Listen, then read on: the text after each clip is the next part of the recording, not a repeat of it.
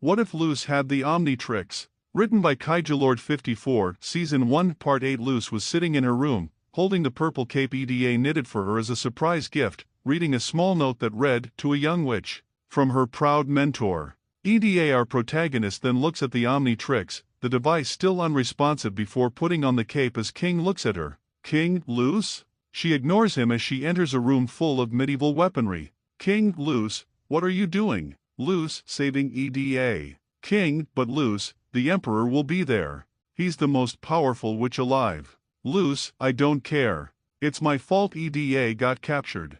I don't know if I'll be able to get Eda to recognize me, but I have to try. I will save her, Omnitrix or not." "King, well then, I'm going too." "Luce, King, me and Eda don't always see eye to eye, but I do consider her family. I want her back as much as you do." Luce smiles, giving King a kiss on the forehead. "Luce, then we've got no time to lose," she says before they leave the owl house, heading into town. They looked at a bunch of crystal balls that had the news channel on, saying that Eda would be petrified to stone by sundown at the conformatorium. "Luce, we have to get to the conformatorium." "But how?" "King, I got it." A guard walked by, looking to see Luce and King standing on grass right next to a sign that says, "Do not step on grass." The guard gasps before arresting them, putting our duo in a carriage. "King, well, that was easy," he said as they were eventually brought to the conformatorium. "Guard, sir, the owl lady's human student has been apprehended."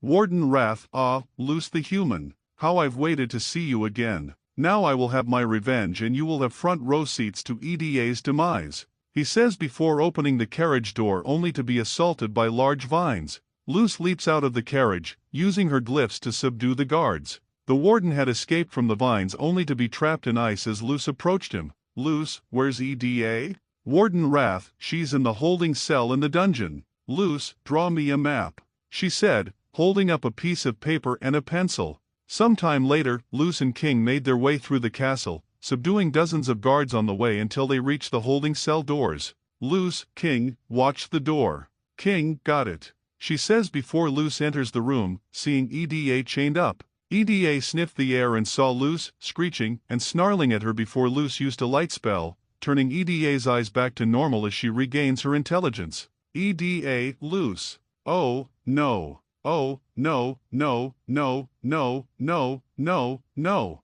What are you doing here?" "Luce, I'm getting you out of here," she says, using a fire glyph to try to destroy the chains, but it didn't do a thing. "Eda, your magic isn't strong enough for this. You need to leave. Now." "Luce, no. It's my fault you were captured, Eda." "Eda, kid, listen to me. I'm here because of my own actions.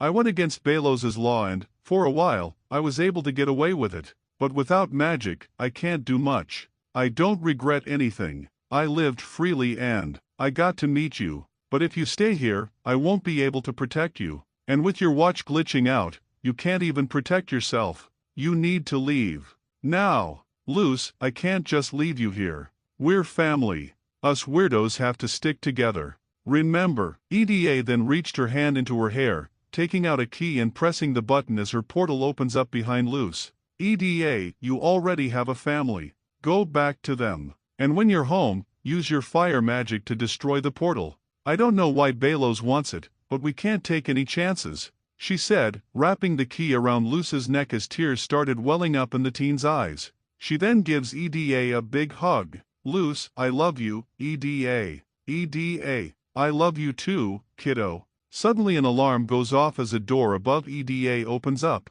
Eda then pushes Luce away as her chains morphed into a cage and her pedestal began to raise itself from the ground. "Luce, no, NOL not yet," Luce said, shaking her head in disbelief as she tries to hold on. "Eda, I'm sorry," she says, pushing Luce's hands off as she fell to the ground.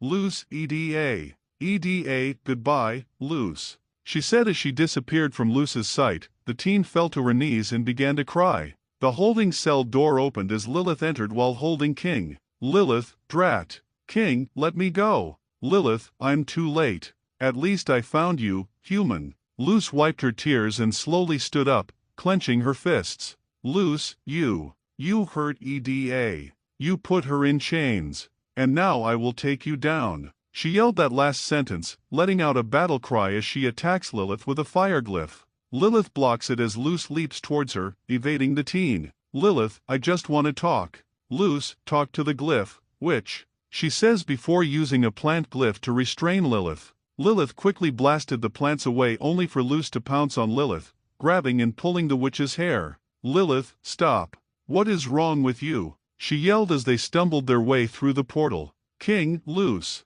He called out, following them into the portal. Luce and Lilith fell to the ground, now being in the human realm. Luce was surprised by this as she took in the scenery of the same forest outside her hometown. King, Luce, watch out.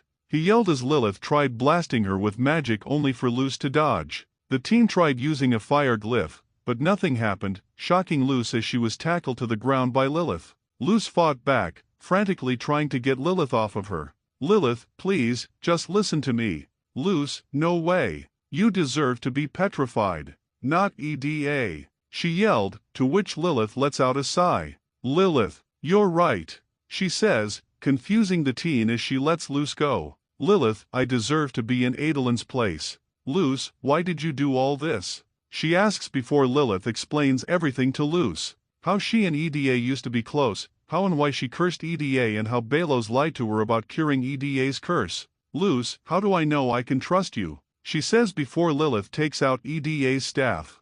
Luce, Albert, you're okay. She says, the tiny owl nuzzling the then before standing up. Luce, okay, Lilith, I can't say I see you as one of the good guys, but you're right. We need to work together if we're going to save EDA. Lilith, thank you. She said, entering the portal with King. Luce took one long look at the forest, feeling as if it's been years since she's been in the human realm before entering the portal. They walk through the castle until they reach a hall with a platform in the middle. Lilith, you can take this up to the stage where they're holding Adolin. Luce, you're not coming with us? Lilith, no, I will stay in the Emperor's Coven and make sure nothing like this ever happens again. Luce, that's great to hear. Wait, why aren't there any guards around? Suddenly, Lilith was grabbed by a tendril and so was King before a light appeared, revealing Emperor Belos sitting upon a throne made of bones. Emperor Belos, Lilith, you chose the wrong side. He says before they are taken away. Luce, guys. She yelled before hands came up from the floor, grabbing Luce by the legs. Emperor Belos, up. I'd actually like to have a word with you, human. Luce, let my friends go or else. She yells, using Albert to free herself from restrainment before using an ice spell. Unfortunately, she missed as the Emperor stares at her. Emperor Belos, all right. His body then seems to melt before reappearing behind her. Emperor Belos, I'll play. He says, and with a flick of his finger, he surrounds Luce in an aura of red magic, throwing her into a statue. The statue's axe then fell, Luce quickly dodging it. The Emperor then attacks, using an earth spell, using a large version of the hands to grab her. But Luce was quick, using her magic to defend before riding Albert into the air. She charged towards Belos only for a giant worm-like creature to appear. Luce was shocked by this as she entered the creature's mouth. The teen was quick to use her fire glyph to blow it up from the inside before falling to the floor. Emperor Belos, what's wrong, human? One thought you wanted to fight. He said as Luce looks around to try and find him only for hands to come out of the floor, restraining Luce as the teen fell to her knees.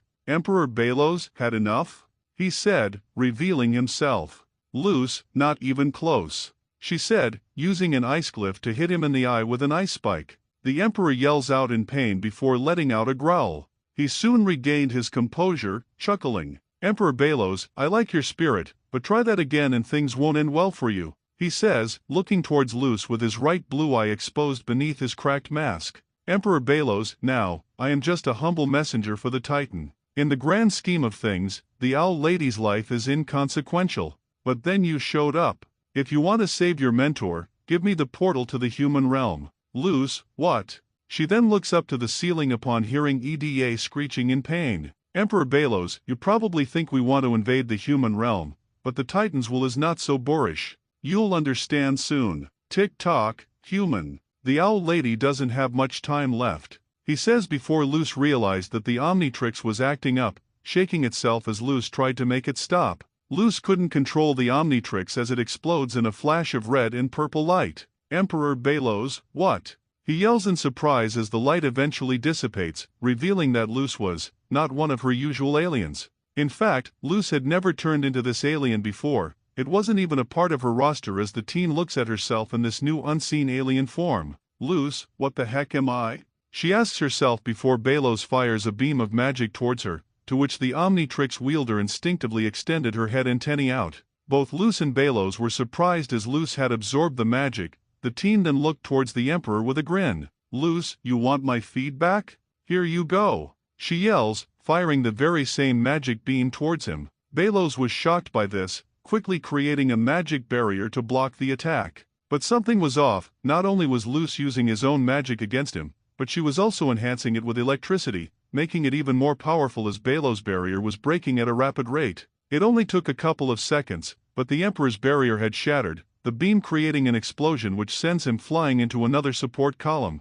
Belos groans in pain as he was barely able to get up. Luz lets out a satisfied smile before using her electromimesis to fly up and onto the stage, much to everyone's surprise. Kikimora, that symbol on your chest. You're that human. But where is the Emperor? She yells, to which Luz lets out a grin. Luz, the Emperor's got a bit of a headache. Now why don't you do yourselves a favor and let my friends go? Kikimora, foolish human. Seize her, she ordered as the Emperor's coven charged towards our protagonist. Luz then builds up the energy within her before letting it out in electric field waves, electrocuting them all unconscious. Luz, wow. This guy is awesome. No, I need a name for this one. Let's go with feedback, she says with excitement before charging towards the petrification statues, surrounding her fist in electricity before shattering the statue.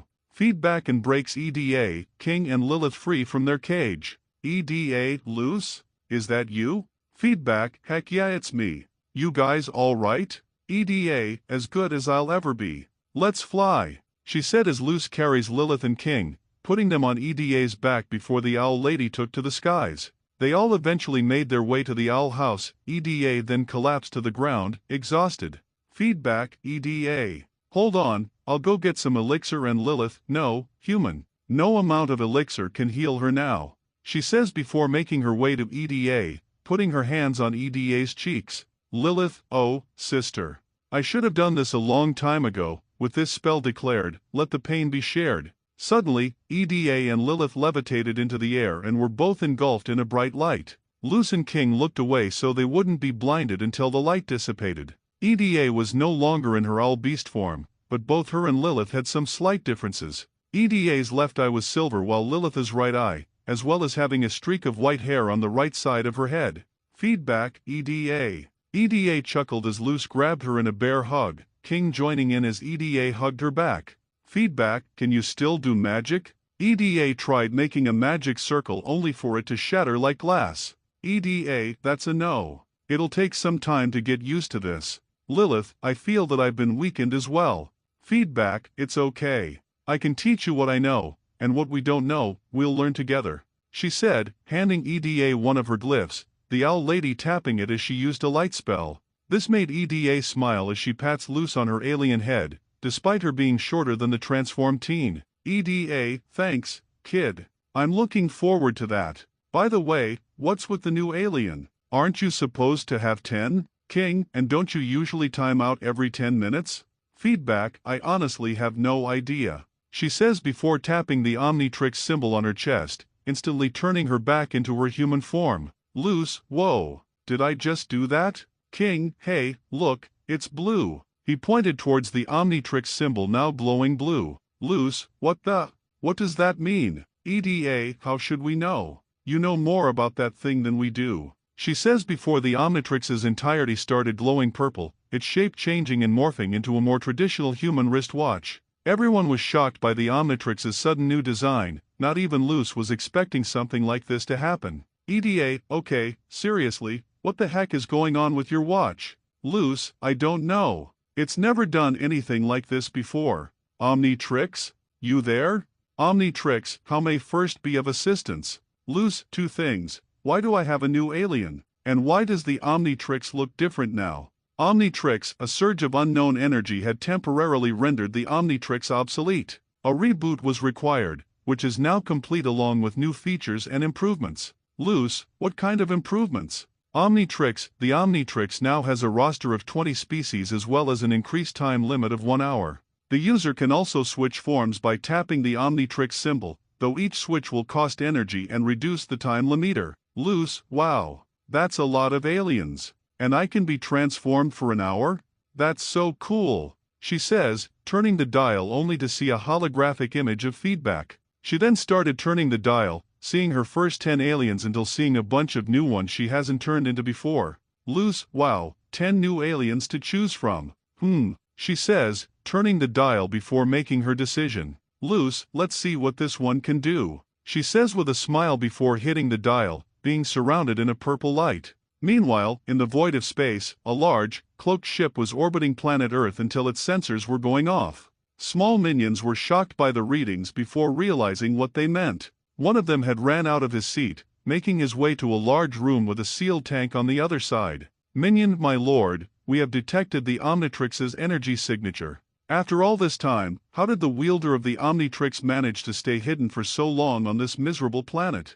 Minion, my lord? The Omnitrix does reside on the Earth. What? Minion, the Omnitrix's energy signature had been detected in another galaxy. The one in charge, who resides in the tank, growled in annoyance before speaking. On what planet does the Omnitrix currently reside? Minion, the planet is unnamed, but the natives refer to their land as the Boiling Isles. What a ridiculous name. Set a course for this backwater planet immediately. I do not care how long it takes, the Omnitrix will be mine. He yelled from within his healing tank as the minion left the room in a hurry, having the ship set a course for the Boiling Isles to be continued. Thanks for watching, and if you enjoyed the video make sure to like and leave a comment and share it with a friend. See you all later.